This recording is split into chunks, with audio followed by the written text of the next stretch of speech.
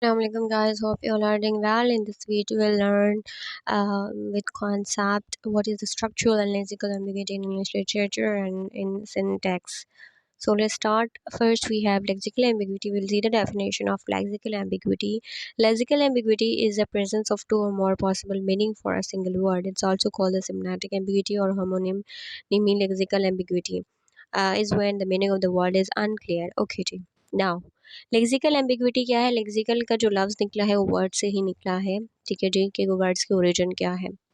इसमें क्या होता है जब हमारे पास एक वर्ड्स के मल्टीपल मीनिंग हो, it could have two meaning, it could have three meaning, okay.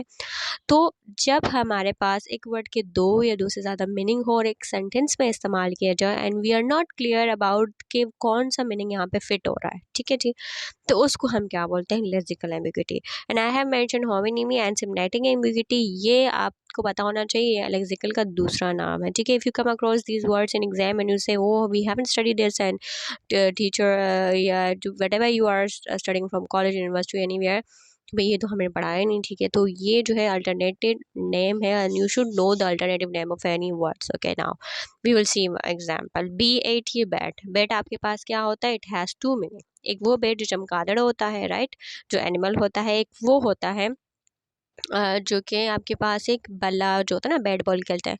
अगर आप बोले कि I have a bat, so we are not clear कि are you talking about the animal चमगादड़ or are you talking about the bat, ठीक है जी। तो यहाँ पे हमें क्लियर नहीं है मीनिंग, ठीक है, अनटिल अनलेस कि वो मजीद फर्दर इसके बारे में बात करें, राइट।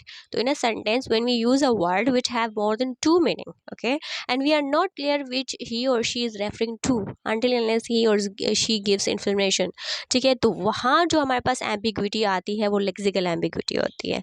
अगर आपको एम्बिग्विटी का मतलब नहीं पता तो एम्बिग्विटी का मतलब होता है अनसर्टेनिटी, यानी you are not clear and you are uncertain, यानी आपको मालूम नहीं है and you have a doubt, ठीक है, आप दो के किस्से में हो कि भाई ये बल्ले वाले बेड की बात कर रहा है या चमगादड़ की बात कर रहा है, राइट। चलिए जी, यहाँ एक और एग्जांपल देख लेते हैं। व्हाट हैपेंड टू यू, ये इनसे पूछते हैं। I got fire. अगर ये तो सामने आमने सामने खड़े हैं और अगर हम किसी को टेक्स्ट मैसेज करें या ऐसे ही मतलब पूछें, सो अगर हम बोलते हैं ना कि जो है आई गॉट फायर, तो हमें दो मतलब समझते हैं, क्या इसको आग लग गई है, यानी कि ये जल वल गया है, या एक जो है किसी जॉब से जो है क्या कर दिया, फायर कर दिया गया, ठीक है, निकाल दिया गया। तो हम उससे मज़ीद क्वेश्चन करेंगे which what are you talking about, please clarify me, ठीक है। तो वहाँ पे जो एम्बिग्विटी अराइव होती है, ठीक है जी, तो वो आपके पास क्या होती है? वो लेक्सिकल एम्बिग्विटी होती है, ठीक है। आपको नहीं पता कि वो कौन से फायर की बात कर रहे हैं, जॉब से निकलने वाली फायर की बात कर रही है, वो जल गया उसकी बात कर रहा है, right. we'll see another example of lexical ambiguity, and lexical ambiguity का I am a huge metal fan and I am me too। अब ये जो फैन है ये तो फैन है, ठीक है, which gives air to you, ठीक है, जो आपकी बॉडी को कूल डाउन करता है व्हाट्सएवर, ठीक है जी, हवा दे रहा होता है। ये वाला फैन वो वाला फैन ही है जो होता है ना, कि वो वाला फैन जो हम बात करते हैं कि भाई I am a biggest fan of you, या I am a big fan of you, मैं आपकी बड़ी फैन हूँ, तो क्या वो मतलब पंखे वाले फैन की बात करें? No no no no, he is talking about कि मैं को मतलब बेइंतहा पसंद करती हूँ and you are my favourite person, right this. So ये वाला फ़ैन, ये भी हो सकती है वाले फ़ैन, लेकिन अगर कहीं हम ये इस तरह का सेंटेंस में यूज़ करें जहाँ हमारे पास क्लियर नहीं हो कि विच किच कि जो है विच फ़ैन ही और शी इज़ टॉकिंग अबाउट, सो वहाँ पे कौन सी एम्बिग्विटी अराइज होती है? वहाँ हमारे पास आती है lexical ambiguity। Now we will see structural ambiguity, structural or synthetic। Now I have mentioned two names. Again, it's very important if you know the alternative name of for another word in order to avoid ambiguity, okay। So इसका syntactic, tactic, syntactic, okay, syntactic भी इसका दूसरा नाम है। ये वो ambiguity होती है as the potential of multiple interpretation for a piece of written or spoken language because of the way words or phrase are organised. यानी जब हमने एक सेंटेंस इस तरह से यूज़ किया है कि आपको पता नहीं चल रहा कि ये किसकी बात हो रही है और कोई सी चीज़ किससे रिलेट हो रही है, तो वहाँ पे स्ट्रक्चरिंग सेंटेंस आपने इस तरह से स्ट्रक्चराइज किया है कि यू आर नॉट श्योर कि ये किसके बारे में बात करें, यहाँ पे हमारे पास ये नहीं कि एक वर्ड्स के मल्टीपल मीनिंग हो, no no, that is lexical ambiguity. But structural ambiguity हमारे पास क्या होते हैं कि सेंटेंस के जो वर्डिंग है इस तरह से आगे पीछे किए होते हैं तो हमें समझ नहीं आता, अनटिल अनलेस के वो एम्फेसाइज ये जो है मज़ीद इस पर गुफ्तगू करें सामने वाला बंदा या बंदी, या फिर हम उनसे क्वेश्चन करें। सो उससे पहले जो एम्बिग्यूटी होती है वो स्ट्रक्चरल एम्बिग्यूटी होगी। It will be more clarified if will see example. So let's see the example, structural ambiguity example. we have a sentence here, Jerry loves the fans more than Sally। ठीक है, यानी Jerry जो है प्यार करता है fan से ज़्यादा, मोर देन सेली यानी सेली से ज़्यादा वो अपने फ़ैन से प्यार करता है। एक मीनिंग तो ये निकल सकते हैं, ये Jerry loves the fan more than सेली, या मतलब इसका दूसरा मतलब क्या निकल सकता है, दूसरा इसका मतलब निकल सकता है कि सेली ज़्यादा प्यार करती है अपने फ़ैन से, है ना। इस तरह से Jerry loves the fan more than सेली। अब ये समझ नहीं आ रहा है कि जेरी अपने फ़ैन से ज़्यादा मोहब्बत करता है सेली के मुकाबले में, या सेली ज़्यादा मोहब्बत करता है फैंस क्या एज़ कम्पेयर टू जेरी। तो यहाँ हमारे पास क्या है, स्ट्रक्चरल एम्बिग्विटी है।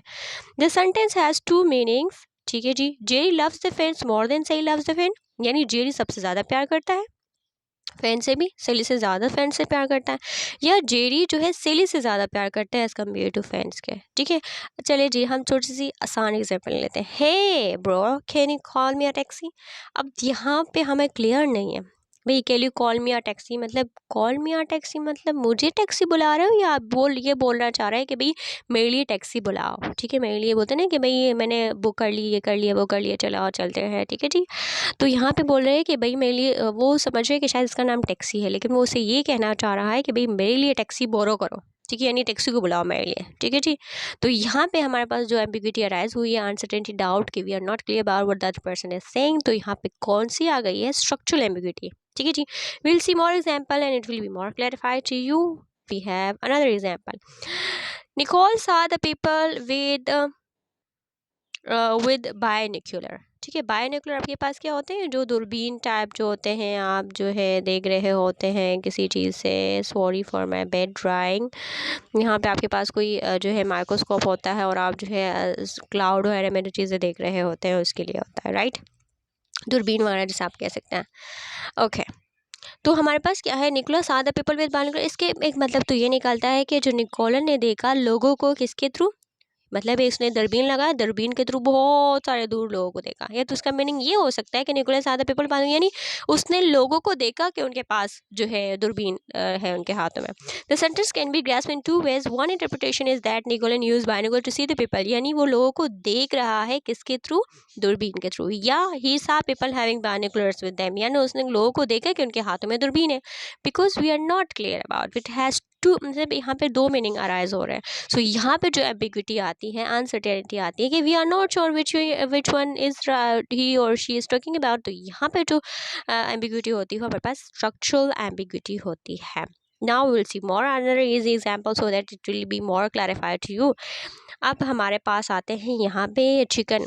फॉर सपोज आपने कहा कि the chicken is ready to eat. ठीक है जी, अब हमें कोई टेक्स्ट मैसेज कर, चलो अगर हमारे सामने पड़ा हुआ है चिकन, ठीक है, और हम वो खाने लगे तो हमें क्लियर है। लेकिन अगर हमें जैसे रिटर्न में हम पढ़ रहे हैं या टेक्स्ट मैसेज कहीं पे पढ़ रहे हैं तो हम chicken is ready to eat मतलब ये जो मुर्गी है वो खाने की जाके खाना खा रही है, या मुर्गी बनी हुई है हम जाके मुर्गी खा रहे हैं। ठीक है, यहाँ पे दो मीनिंग अराइव होते हैं। So we are not clear, तो यहाँ पे एम्बिग्विटी आ जाती है स्ट्रक्चर। इस तरह से ये आप एग्जाम्पल देख सकते हैं कि you want me to get you a taxi or tell you are a taxi. ठीक है, call me a taxi please, ये इसे कहना चाह रहा है कि मेरे लिए जो है टैक्सी बुलाया। लेकिन इसके मीनिंग दो हो सकते हैं कि भाई आप मुझे टैक्सी बुलाए, यू कॉल मी, जो भी आपका नाम है, ठीक है, आप मुझसे मुझे बोलते कॉल मी दिस, तो वो क्या हो जाएगा, क्लियर हो जाएगा। बट इफ़ यू के इंग्लिश लैंग्वेज है, is not like another country language, ठीक है, उर्दू, हिंदी और एनी अदर लैंग्वेज, तो यू आर नॉट क्लियर क्योंकि नाम मुख्तलिफ हो सकता है। सो कॉल मी अ टैक्सी यानी आप बोल रहे हो कि मुझे टैक्सी बुलाए, या वो आप कहना चाह रहे हैं कि भाई मैं टैक्सी मतलब आपके लिए बोरो करूँ या बुक करूँ। ठीक है, तो यहाँ पे जो एम्बिग्विटी आती है वो आपके पास क्या आती है, स्ट्रक्चरल एम्बिग्विटी आती है। Hope it is very beneficial. If you have any curies you can ask in comment section. Thanks for watching, subscribe for more.